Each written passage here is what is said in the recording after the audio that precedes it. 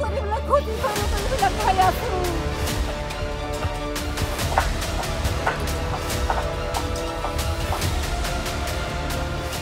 এইটো উচ্ছেদ চলিব বোলে আমাৰ ইয়াত বোলে 83 ঘৰ আমি ইয়াতে বসবাস কৰি আছো।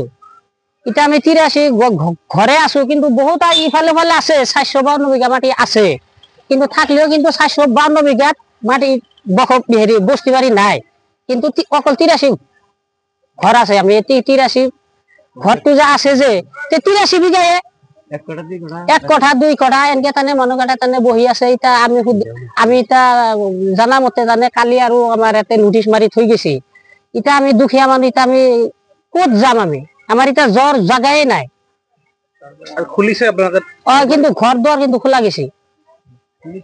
এতিয়া ক'ত যাব মানুহখিনি? এতিয়া ক'ত যাম মানে এইটো আমি ভাবিব পৰা নাই। কিছুমান মানুহ হয়তো ৰাস্তাত থৈ আছে, কিছুমান হয়তো কাৰোবাৰ খোলা জাগা আছে তাতে হয়তো ঘৰ গিলা থৈ আছে। এনেকুৱা পৰিস্থিতি। এতিয়া চৰকাৰে আমি জানা মতে আচলতে এইটো কিন্তু ঠিক হোৱা নাই। কিন্তু আচলতে বস্তুটো আমাৰ এইটো এটা মানুহ আমাৰ এটা ঠাই জাগা কৰি পেলাই বস্তুটো কৰিব লাগিছিল। তেতিয়া আমি অলপ বা মনে দি আমি আত্মাই দি অলপ শান্তি পালো হয়। আমি সেইটো এটা এতিয়া ভাবি আছো, আমি মুছলমান ঘৰত জন্ম পাই কেনে তাৰমানে আমাৰ ভুল পাপ লাগছে। যদি মুছলমান যদি নহলো হয়, হয়তো আজি এই ডকুমেণ্টছৰ কথা ক'ব নোৱাৰিলাক হয়, বা ঘপাতকে বাংলাদেশৰ কথাও ক'ব নোৱাৰিলাক হয়। এতিয়া আমি মুছলমান কাৰণে গোটাইটো অপৰাধ। আমি ক'ত যাম? আমি ভিক্ষা কৰি পেলাই ক্ষতি কৰি পেলাই খাই আছো। আমি ক'বাতো নাযাও, আমি ঘরে খাও না মানুষ। আপনি কি করবো? আমার করবো করে থুই যাও, একলা মারি ফেলে থুই যাও। আমি এই বেলেকের ঘরে তোমার মানুষ ঘরে আমি বন করি ফেলে খাচ্ছি, নাওমান বাচ্চা থুই ফেলে। এইটাই আমি কেমন কষ্ট হাজিরা করে ফেলে হেনকে দিছি। সরকারি তো আমার ঘর দিছিল, তার মধ্যে আমি পয়সা ভাতে বেলেকের ঘর বন করি ফেলে আমি হেনে পারেছি। এটা আমি কোথাও আমি কোথাও আমি কোথাও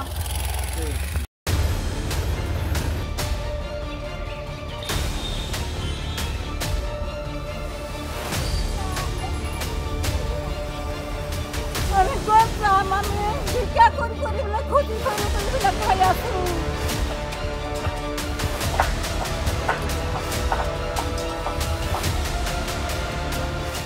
এইটো উচ্ছেদ চলিব বোলে আমাৰ ইয়াত বোলে 83 ঘৰ আমি ইয়াতে বসবাস কৰি আছো।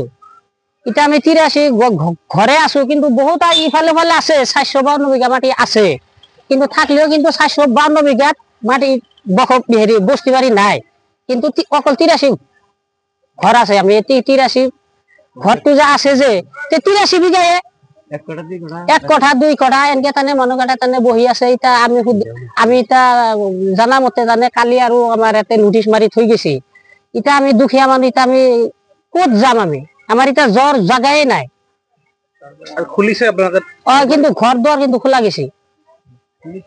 এতিয়া ক'ত যাব মানুহখিনি? এতিয়া ক'ত যাম মানে এইটো আমি ভাবিব পৰা নাই। কিছুমান মানুহ হয়তো ৰাস্তাত থৈ আছে, কিছুমান হয়তো কাৰোবাৰ খোলা জাগা আছে তাতে হয়তো ঘৰ গিলা থৈ আছে। এনেকুৱা পৰিস্থিতি। এতিয়া চৰকাৰে আমি জানা মতে আচলতে এইটো কিন্তু ঠিক হোৱা নাই। কিন্তু আচলতে বস্তুটো আমাৰ এইটো এটা মানুহ আমাৰ এটা ঠাই জাগা কৰি পেলাই বস্তুটো কৰিব লাগিছিল। তেতিয়া আমি অলপ বা মনে দি আমি আত্মাই দি অলপ শান্তি পালো হয়। আমি সেইটো এটা এতিয়া ভাবি আছো, আমি মুছলমান ঘৰত জন্ম পাই কেনে তাৰমানে আমাৰ ভুল পাপ লাগছে। যদি মুছলমান যদি নহলো হয়, হয়তো আজি এই ডকুমেণ্টছৰ কথা ক'ব নোৱাৰিলাক হয়, বা ঘপাতকে বাংলাদেশৰ কথাও ক'ব নোৱাৰিলাক হয়। এটা আমি মুছলমান কাৰণে গোটাইটো অপৰাধ। আমি ক'ত যাম? আমি ভিক্ষা কৰি পেলাই ক্ষতি কৰি পেলাই খাই আছো। আমি ক'বাতো নাযাও, আমি ঘরে খাও না মানুষ।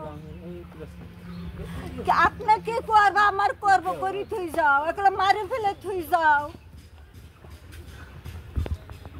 আমি এই বেলেকের ঘরে তোমার মানুষ ঘরে আমি বন করি ফেলে খাচ্ছি, নাওমান বাচ্চা থুই ফেলে।